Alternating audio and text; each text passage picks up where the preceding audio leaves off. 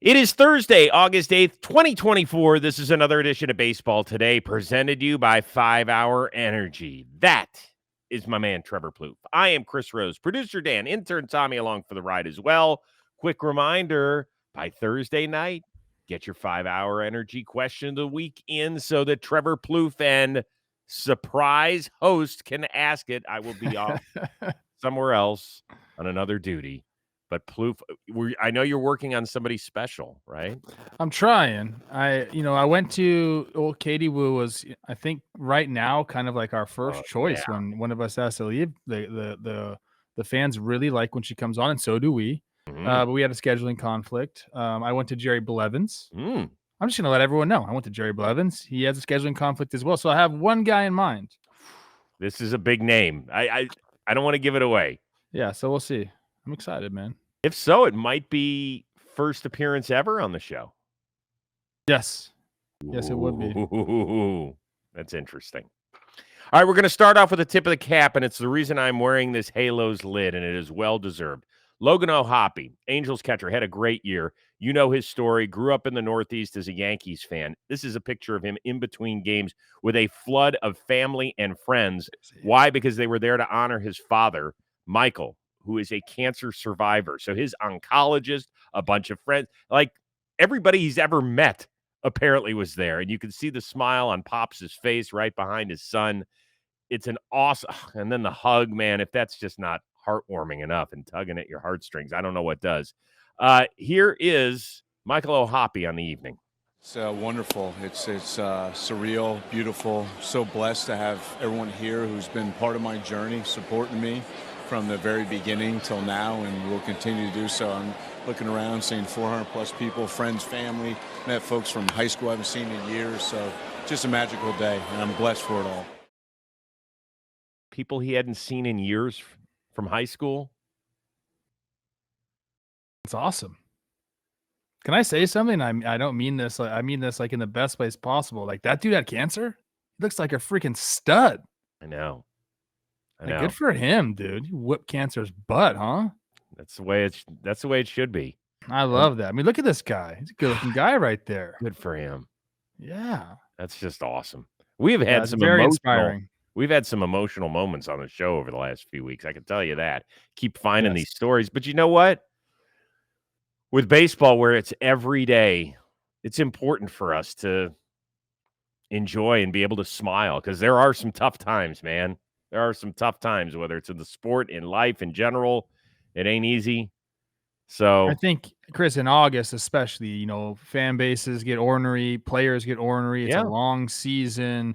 Maybe your team didn't make the move you wanted them to make. Maybe they're not exactly where you want them in the standings, but it's important to share stories like that, because we're just humans trying to have a good time. That's it. Be with our family. That's life. As for the game, the Yankees and Angels, they split a doubleheader. In the meantime, the Orioles win north of the border in Toronto, thanks to a kid that seems to be finding his way. Chance here. Holliday, deep to right field. You want one run? How about two? Oh, my word. That ball's out to Saskatchewan. Anytime you can get Saskatchewan, I'm okay with it. I'm going to put that in the show. You just say it on any broadcast in Major League Baseball, that's getting in the show somehow. So Jackson becomes the youngest player to hit homers in 3 straight games. Remember, he's 20 years old and change. First arrival, not so great for him. Now he's been much better. What will the end of the season narrative be around Jackson Holliday?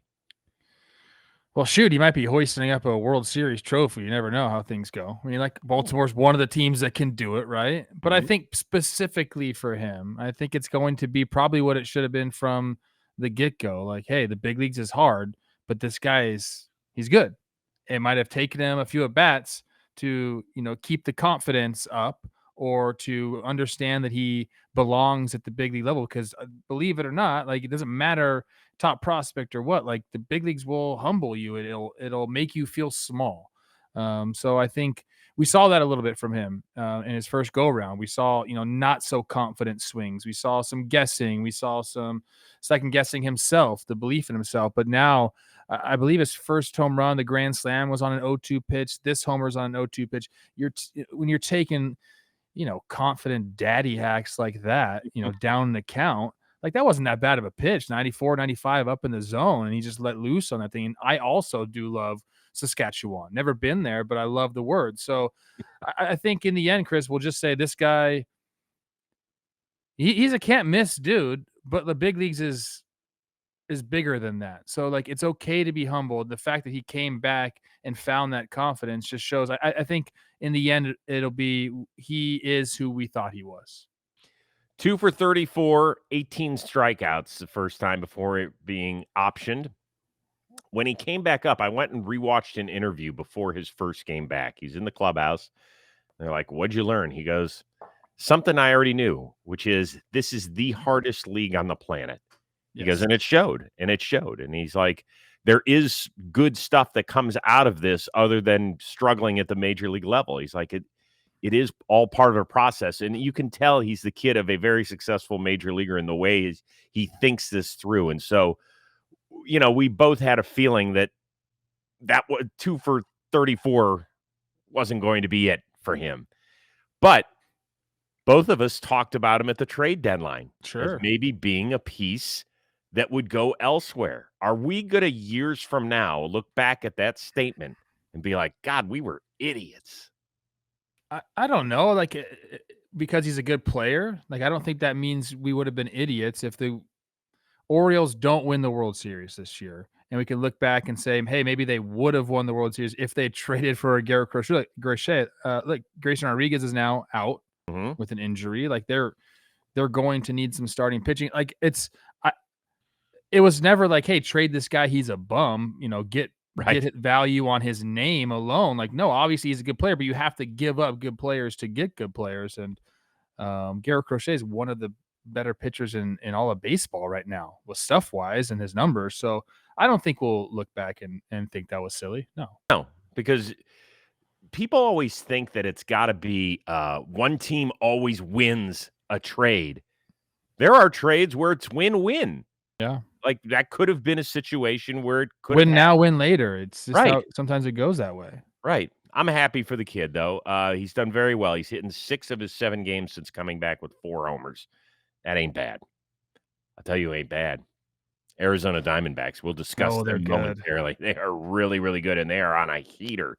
Doubleheader sweep of my Cleveland Guardians. Your Twins lost. Royals beat up on Boston. Bobby Witt Jr., 2 more homers. Vinnie Pasquantino, big fly. They combined for 6 ribs. So if you're checking out the standings in the Central, Cleveland's lead is down to 3.5 over Minnesota and 4 over Kansas City. Is the Guardians ship leaking oil or totally sinking?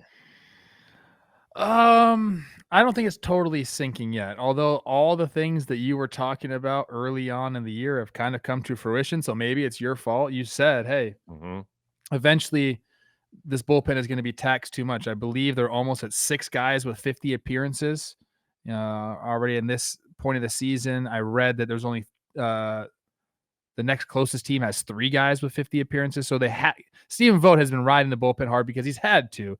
And now we've seen, when they got into this stretch of, a bunch of games in a row, now we've seen them kind of get exposed a little bit. So I think that they are leaking a little oil, as you say, maybe taking on a little bit of water. I don't think they're sinking yet. Look, the Twins are starting to deal with their own injuries. Joe Ryan came out of the game today. Buxton hasn't played in 3 days. Carlos Correa still isn't back. Hopefully he comes back soon.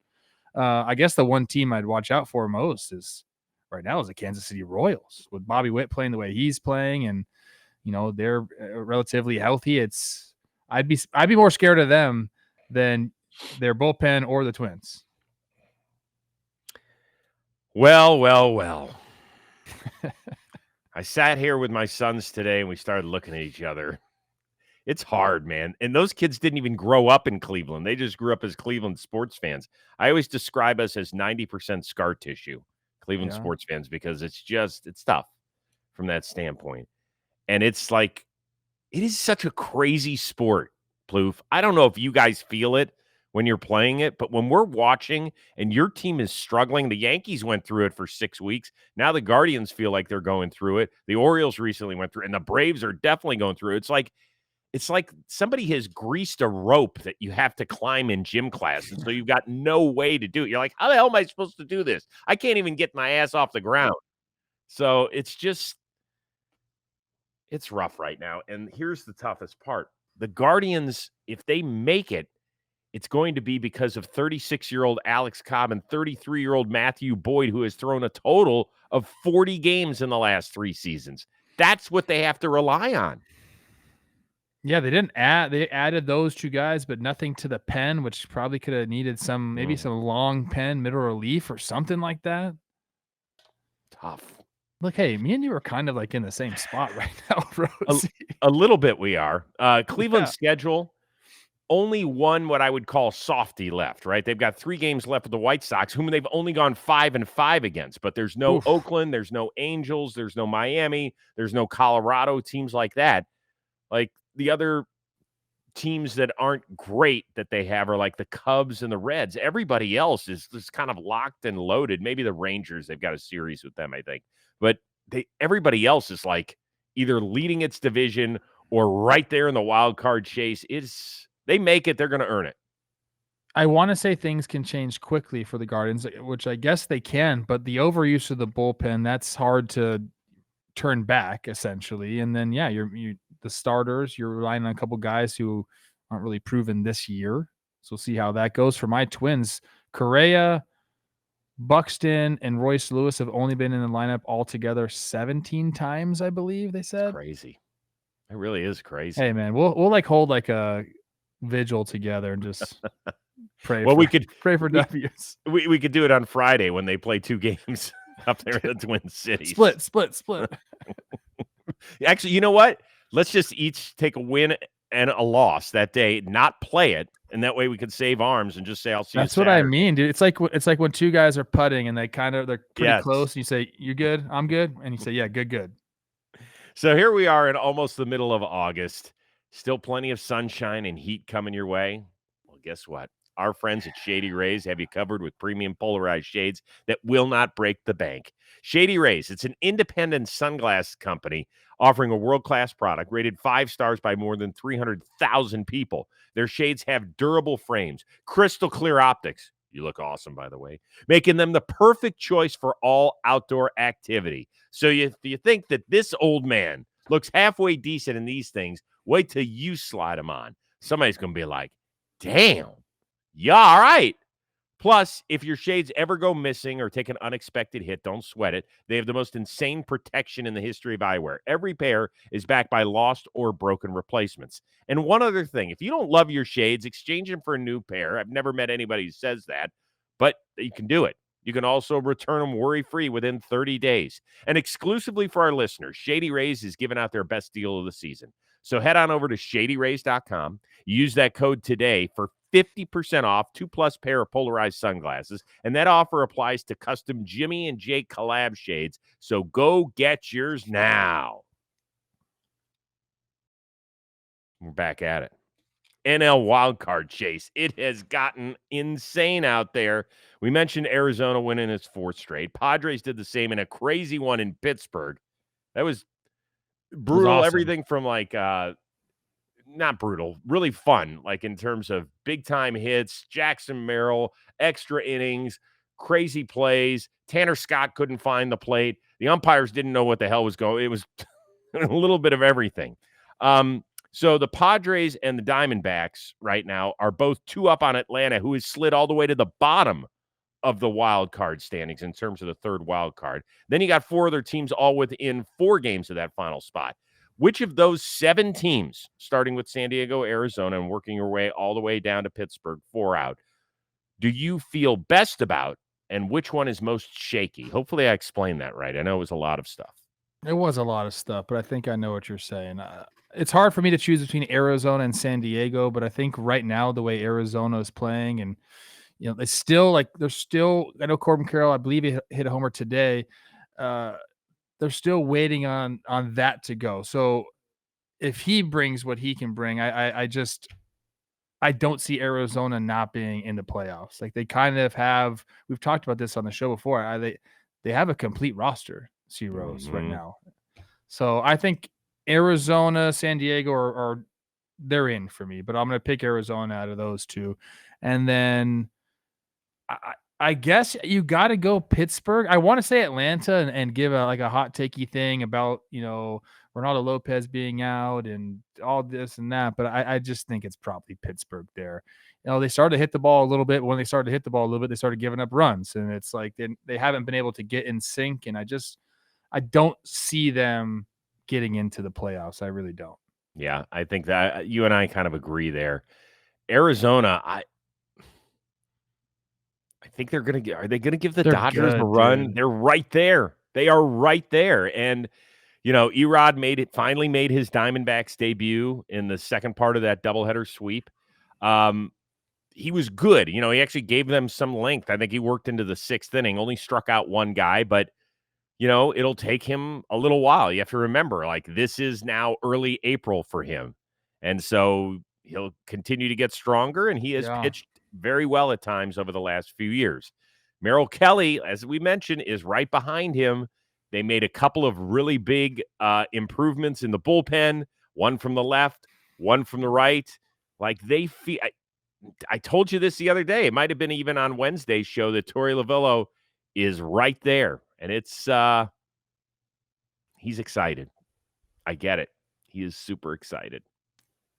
And Corbin's hit some. He's had some slug in the second half. Mm-hmm. If he can get kind of the OBP going again and start getting the hits and getting the stolen bases going, they could be a real problem for us. Yeah. And by the way, this kid Justin Martinez, have you watched him? Oh yeah, he's filthy.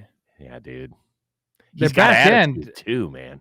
Their back end, they've had to shake up a little bit, but they have so many options. I think they can kind of just play the hot hands. Right.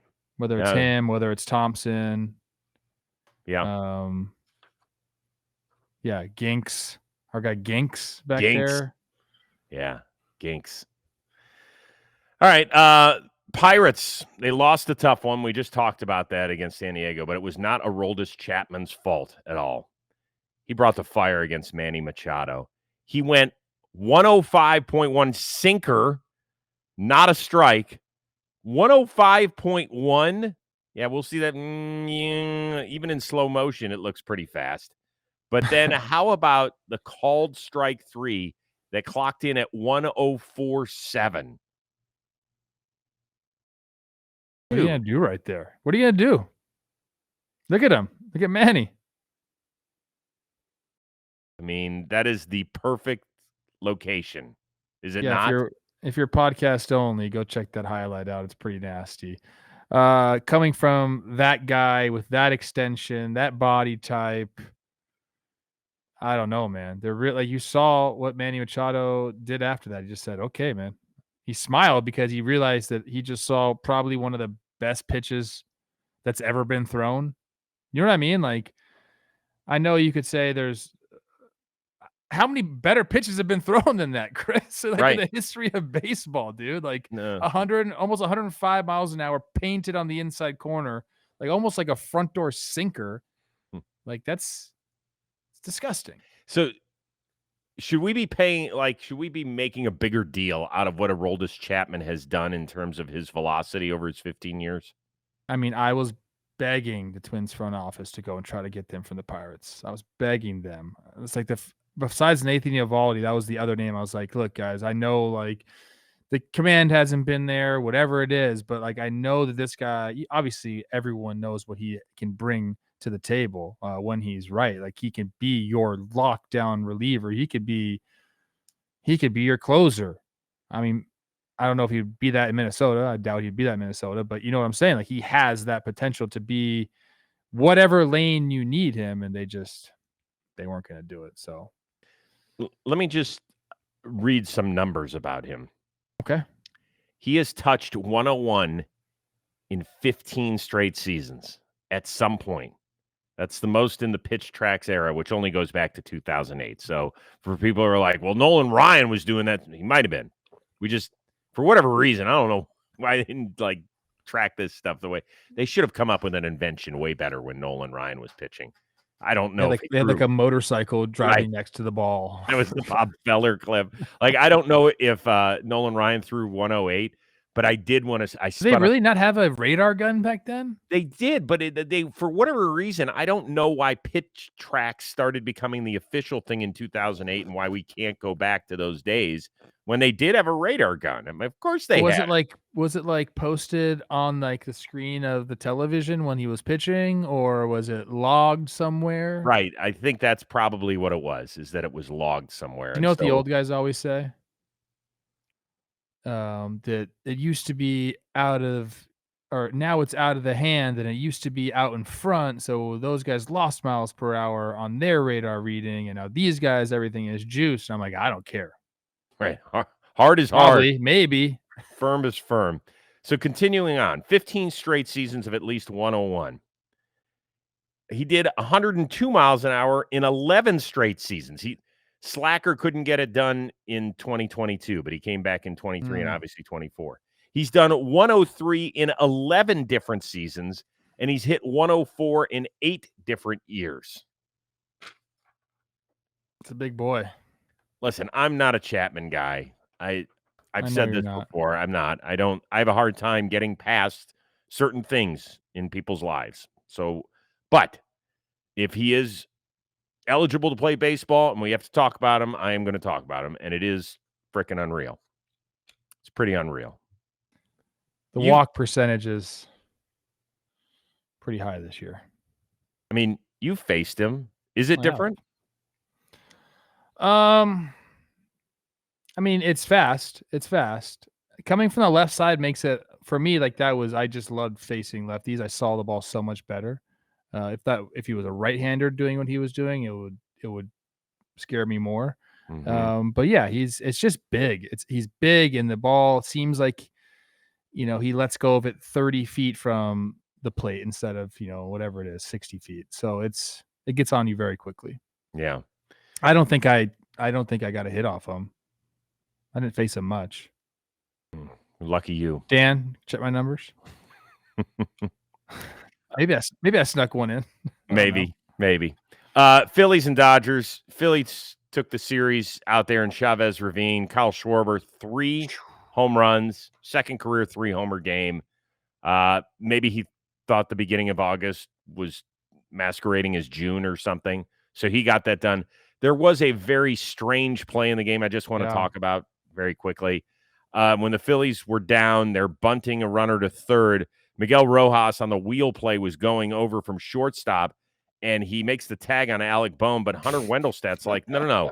He's safe because you blocked the bag. Dave Roberts hated the call, got ejected for the first time this year. What is Hunter Wendelstedt looking at? Stop yelling at my guy, Miggy Rowe, by the way. Stop. Miggy Rowe's not yelling at you. He thought he got his foot right there and blocked Bohm from getting to the base. But, I mean, Bohm's momentum really never stopped. And you can even see when Bohm gets called safe, he doesn't look at anyone. He's trying not to, make a reaction. There was really no stoppage of the momentum there. But I think they are, trying to call that everywhere now, Rose. At second base, you can't block whatsoever. Yeah, but you have to completely give the base up. Now it's different because Miggy's kind of in the motion of catching the ball. Kind of. He's he's on the move. What is he? He can't watch his feet and move. I'm not agreeing with Hunter. I think that's ridiculous, the call, but I'm just saying that's their thinking. And of course it would be a guy like Hunter to make a call like this. Look at Baum. He's like, yeah, okay. Oops. Not your favorite? No, he's just you can't really talk to him. If something goes on, you want to ask him questions. Very rarely will he give you a truthful answer or answer you at all. He's one of those guys that just makes a call and that's it. Let's go back. Plouffe 0 for 3 against Aroldis Chapman. No strikeouts, no punchies. 0 for 3. Come on, man. Hey, no punchies. That fourth at bat, I was going to get one. I was a sneak one in, maybe. Okay. Today's episode of Baseball Today brought to you by Fanatics Fest. Fanatics Fest is going to be the largest collection of athletes, leagues, teams, collectibles, memorabilia the world has ever seen. Think of it if you're familiar with Comic-Con, but it's for sports. It's a 3-day event, New York City, Javits Center. There's going to be Hall of Fame athletes, Derek Jeter, Tom Brady, Peyton and Eli Manning, CM Punk, and many, many others. There's going to be panels. There's going to be live show recordings, including us. We're doing a special edition JM Baseball show live from center stage on Friday, August 16th. We'll have our very own booth set up as well. That's going to be all weekend long with warehouse game stations. There's going to be trivia and more. So it's going to be the ultimate destination for collectors, sports fans, and everybody plugged into pop culture. So go on over to fanaticsfest.com, grab your tickets. We'll see you there. And when you do head on over to fanaticsfest.com, use the code JohnBoy20. You'll get 20% off your tickets. Ooh. That is fanaticsfest.com, code JohnBoy20. We will see you there. By the way, go ahead, caller. We were talking like, what are we going to do for the show? We have some ideas. I think what I want to do, Chris, at some point, I'm just going to throw it out there right now. Wow. I'm going to bring my glove, obviously. Mm-hmm. Bring a few balls. And I've seen the stage. We're kind of like elevated. I kind of want to like have some balls out there and maybe like play some catch with some fans just as we're doing the show. This smells like a lawsuit. I'm putting the kibosh on it right now. I am. I don't think so. You saw me playing catch with the kids in Arlington. It worked out and great. It scared the hell out of me. Also, I'm also a Hall of Famer, Crespi High School Hall of Fame. Oh, good point. Good point. All right. So we talked about the Royals a little bit earlier, how they're creeping up on my Guardians. Vinnie Pasquantino, the guest this week on the Rose rotation. And so he and I have become friends over the last couple of years, which is awesome. But the fact that now he's on a team that's trying to chase down my Guardians has given me a little bit of angst. Here's how our conversation went. Am I supposed to root against you when you're out? I don't like rooting against you. That's what Trevor Plouffe does. He just roots against anybody that's not the Twins, specifically the Royals, I'm pretty sure. So that's what you could do. You could just go full on hatred for the team. I'm hoping he's on the call when we play at Minnesota next week. Yeah, I don't think he gets any of your games. He is ducking us. That's what it is. He specifically is ducking the Royals. I think that might be it. Yeah, I think so too. Yeah. Well, this is what he does. He's kind of a travel snob. So, he's staying out of my hometown. He's staying out of your Which baseball. I would like to make it clear, I'm not talking crap about the Twins. I'm talking crap about Trevor Plouffe. Everybody gets it. Okay. All right. I just want to make sure that he's an all-time Royals hater in my book. I mean, that was a lot, Vinny. Like I know we're having fun here, but that was a lot. An all-time Royals hater. I like the Royals. I have many friends on that championship team. Still golf with old Mike Moustakis all the time. Malibu Mike's one of my good buddies. So I don't know where that came from. I got to be honest with you. I'm a big Vinny P fan. It kind of erupted in the middle of our conversation. Me and Bobby Witt have been DMing and Instagram. Like I'm Sal Perez and me have a great relationship. I'm not a Royals hater. Like I want them to lose to the Twins. Yes, dude.